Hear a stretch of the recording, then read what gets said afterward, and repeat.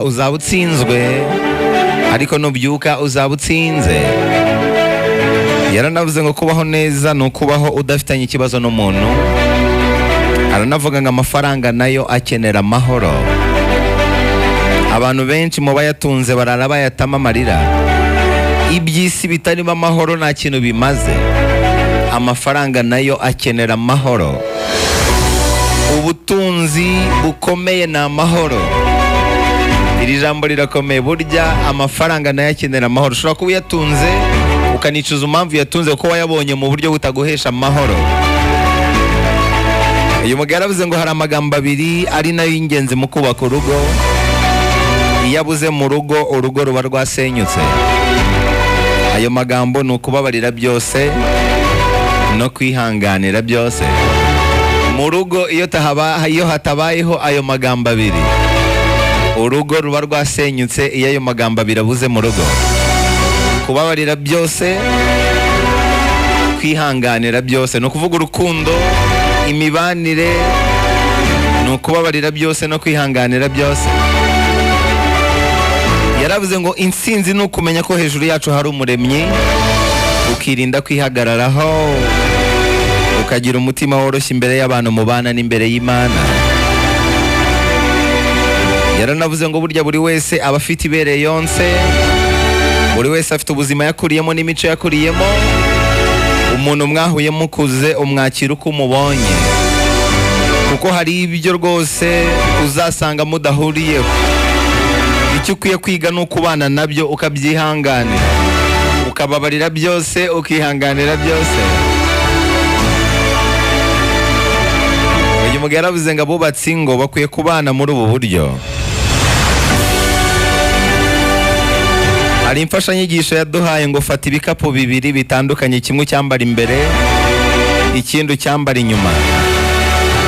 Ibyiza by'umufasha wawe ujye ubishyira mu gikapu cy'imbere. Nakunezeza, nagukorera ibintu byiza, ubishyire mu gikapu cy'imbere. Hanyuma ibibi agukoreye ubishyire mu gikapu cy'inyuma.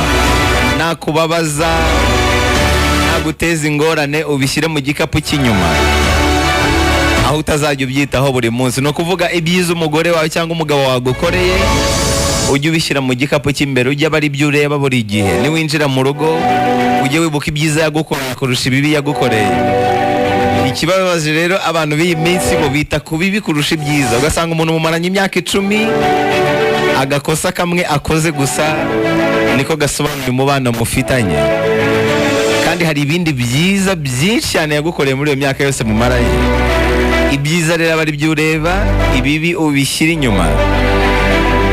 Hakizimana arakubwira ngo iyo ushaka kubaka urugo rwiza rushimwa n'Imana n'abantu, nuko nk'uko ubigenza. Yaravuze ngo ibanga ryo kuva kuri 0 ukagafata, hari intwaro enye ugomba kwitwaza. Ugomba kuba uri umunyamurava, uri umunyamwete, uzahuva naho ujya, ukaryama utinze, ubundi ukabyuka mbere y'abandi. Izo ntwaro enye iyo uzifite ngo uri umukire. Yaravuze ngo kubaha Imana iyo wongeyeho umutima unyuzwe bingana no kugira inyungu nyinshi. Yaranavuze ngo iyo ufite imico myiza, iyo wubaha Imana, Imana ikoresha ijambo ryayo rigatwika ibikurwanya. Imana ikoresha ibiremwa, Imana ishobora gukoresha abantu, Imana ishobora gukoresha ibyo utekereza, igakoresha diplome yawe, igakoresha umuryango, igakoresha abantu utekereza ko bagufasha. Imana ishobora no gukoresha ibyo udatekereza. Imana ishobora no gukoresha ibyo udatekereza ikagukura ku ikarayi y'umubabaro. Hanyuma aravuze ngo amafaranga ntabwo yabuze, ahubwo habuze inyangamugayo kuri yo. Burya amafaranga ngo ntabwo yabuze, ahubwo habuze inyangamugayo ku mafaranga. Yaranavuze ngo niba uri kwiringira umwana w'umuntu nta kintu wiringiye. Ni nka bya bindi Bibiliya ivuga ngo wiringiye umwana w'umuntu avumwe. Uyu mugabo yaravuze ngo abantu bakunda inshuti zibaha ibintu, bakirengagiza inshuti z'ingirakamaro, za zindi zigucyaha. Inshuti igucyaha niyo nshuti y'ingirakamaro cyane kurusha inshuti iguha. inshuti gucyaha burya ni inshuti nyanshuti, iyo nshuti iruta ya yindi guha. Yaranavuze ngo niba utarabona ibyishimo uzabyara uzabibona. Ibyishimo no kugira umuryango, ibyishimo no kugira umuryango, bikaba akarusho iyo ufite umuryango ngo wubahe Imana.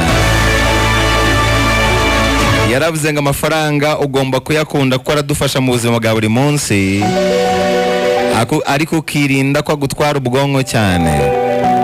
Iyo uyakunze cyane wisanga waguye mu rwobo, rimwe na rimwe ushobora no kwisanga muri gereza. Kwa kundi wari ufite uko uriho, ariko kubera gukunda amafaranga cyane ukoze ikintu runaka kugira ngo uyabone, uriye ruswa, uricanye, ukisanga gereza. Burya amafaranga ni isabune y'umutima, yego. Iyo ufite udufaranga umutima uracya, iyo uyafite akesha mu maso, ariko burya nunakeneye menshi cyane ngo ukeshe mu maso. Amafaranga ntabwo ari byose, ni igikoresho cyagufasha kugira bimwe na bimwe bikemuka, ariko uzirinde ko agutegeka, uzirinde ko akubera umutware. Iyo akubereye umutware aba umutware uri terrible, umutware mubi cyane. Hari aho ugera amafaranga akabura agaciro, umugore akabura agaciro, umwana akabura agaciro. Nk'iyo umanitse akaguru kwa muganga urwaye, ibyo ufite byose nta na kimwe bishobora kumarira amagara yawe. Niyo mpamvu ku rundi ruhande amafaranga atari byose. Uyu mugabo niwe yavuze ngo umuntu ufite umwaka umwe kugeza ku myaka 35 aba yumva atapfa, aba yumva atazapfa, n'imodoka nayihunga. Ariko umuntu ugeze ku myaka 35 kuzamura, 40 kugeza kuri 50, aba yibaza ati ndamutse mpfuye, ibaze mpfuye, ibi nibi naba mbishyize mu buryo. Aba bantu ngo ntabwo baryama, barakora cyane kurusha abakiri bato. Hanyuma kuva ku myaka 50 kuzamura, aba bageze mu cyiciro cyo gukusanya ibyo baruhiye mu isi.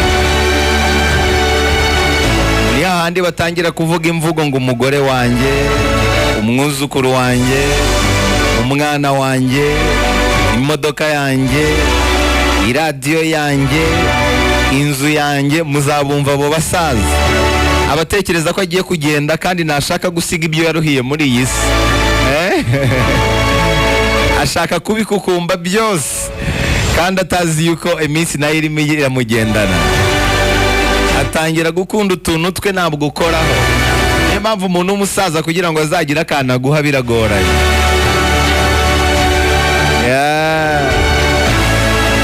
Uyu mugabo avuze ngo ubuzima ni ugukoresha ibyo waruhiye urya neza. Ubuzima ntabwo ari imyambaro, ntabwo ari amazu. Ubuzima ni ubuzima buzira umuze. Gaburira umubiri wawe kuko niwe uzaguherekeza, ibindi byose uzabisiga, kandi uwugaburire neza. Ushobora gusanga ukorera amafaranga ariko mu rugo murya nabi, ugasanga ufite ibifaranga byinshi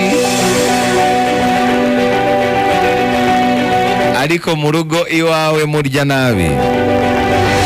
Uyu mugabo avuze ngo uhura nabyo ukabyita umwaku, ibindi ukabyita amahirwe, ariko burya ni ibintu biba biri mu nzira y'ubuzima bwawe. Ni ingaruka z'ibyo ukora, ni ingaruka z'abo mubana, ni ingaruka z'ibyo utekereza. Ibyo ngibyo wita umwaku ni ingaruka z'ibyo ukora, abantu mubana mu buzima bwa buri munsi, ndetse n'ibyo utekereza. N'ibyo wita amahirwe ni ingaruka z'ibyo bintu byose. Hanyuma aravuze ngo gusaza neza ni ugusiga umurage mwiza. Niba bishoboka mu rwawe ruhande ubana amahoro n'abantu bose, niko gusaza neza.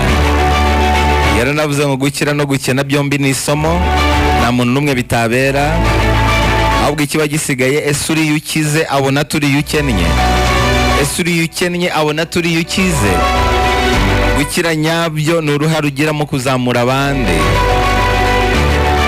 Yaranavuze ngo igihe nta mafaranga, ni nawe waduhaye urugero ruvuga ngo akoresha iminota 10 ngo agere ku kazi. Iyo yibeshya agatotsi kakamutwara agatakaza iminota 10 ku gihe yagombaga kugerera ku kazi. Iyo abazi iyo minota akererewe buri munsi, ukayikuba n'ukwezi, ukongera ukayikuba n'amezi 12, usanga atakaje iminsi 2 n'igice mu mwaka. Niba akorera 20,000 ku munsi, iyo minota 10 ibimuhombeje 40,000 mu mwaka. Aya ni amafaranga cyane, aya ni amafaranga menshi cyane ku minota 10 gusa. Ibaza 40,000 mu mwaka kubera gutakaza iminota 10. None hibaza umuntu utakaza isaha ku munsi, ibaza umuntu utakaza amasaha 3, ibaza umuntu utakaza amasaha 4, amasaha 5. Aya ni amafaranga bari kugenda aguruka tunyura mu myanya y'intoki kubera gutakaza igihe. Yaravuze ngo umuntu utazi gukoresha igihe arasigara muri iyi si tugezemo. Yigeze no kutugira inama ngo ninde muri twe wabika amafaranga 20 ku munsi, igiceri cya 20. Uzi ko iyo ubaze ku mwaka ari 7,200. Aya mafaranga uzi ko yazigamiye umuntu umwe ukennye mu muryango wanyu. Mu mwaka ukamuhamagara ukamubwira ati Noheli nziza n'ubunane, mwoherereje 7,200 yo kukwifuriza Noheli nziza. Ibaza igiceri cya 20 ku munsi ni 7,200 ku mwaka, ni amafaranga menshi. Ukayabika ukayoherereza umuntu ukennye mu muryango, ukamuhamagara ukamubwira uti mwohereje 200,000 mwifuriza Noheli nziza n'ubunane. Uyu mugabo aravuze ngo inshingano y'umubyeyi ni ukurinda umwana we no kurinda umutima we kubera ko Imana izabimubaza. Inshingano y'umwana ni ukumvira ababyeyi, aramira mu gihugu Imana izamuha, ndetse iyo yumviye ababyeyi akuramo indi nyungu y'amahoro. Burya kumvira ababyeyi k'umwana bituma arama, bikanatuma agira amahoro. Yaranavuze ngo kubana n'umwanzi biragoye, ariko iyo uri umukristo Bibiliya irabivuga ngo umwanzi wawe nasonza uzamugaburire. Uyu mugabo yaranavuze ngo kwihorera kwiza ni ugukora ikinyuranyo cy'ibyo umwanzi wawe yatekerezaga, ukamukorera ibyiza mu gihe yari yiteze ibibi. Uku ngo ni ukwihorera kwiza, ni ukuvuga umuntu niba aguhemukiye wowe ukamwitura ineza, ukagira ikintu cyiza umuha. Yaravuze ngo ibyo ukurura ubwenge ntibubishyikire, ujye ubiharira Imana. Burya ngo Imana yawe ushobora kuyirebera mu bantu. Nta wakunda Imana atabonye, atarabanza gukunda abantu abona. Yaranavuze ngo irinde gutakaza igihe cyawe. Burya ngo igihe cy'Imana nicyo gihe cyiza kuruta igihe cy'abana b'abantu. Aranavuga ngo dukwiriye gukura amaboko mu mufuka tugakorera igihugu cyacu. Mu magambo yose twaganiriye, iryo yavuze rinakomeye cyane n'iri ngiri. Yaravuze ngo uzakunda u Rwanda unakunda ubuyobozi buriho. Burya ngo iyo umuntu akubwira ngo caha aza ahantu akwerekeza, ujye ubyemera, kuko niba kujyanye no mu rwobo ngo Imana izamukubaza. Ariko nakujyana heza uzahagarara ku gasongero uvuga uti kuba naramwumviye bifite umumaro. Aya ni amagambo rero yavuzwe na Evangeliste Hakizimana Emmanuel. Amagambo meza vraiment. Ushobora gukurikira ikiganiro cyose twagiranye kuri YouTube channel _TV. Jyaho wandike Evangeliste Hakizimana Emmanuel urebe ikiganiro cyose twagiranye, n'ikiganiro kiryoshye cyane. Kimwe nuko iri jambo ryahindura ubuzima naryo ndibuze kurishyiraho.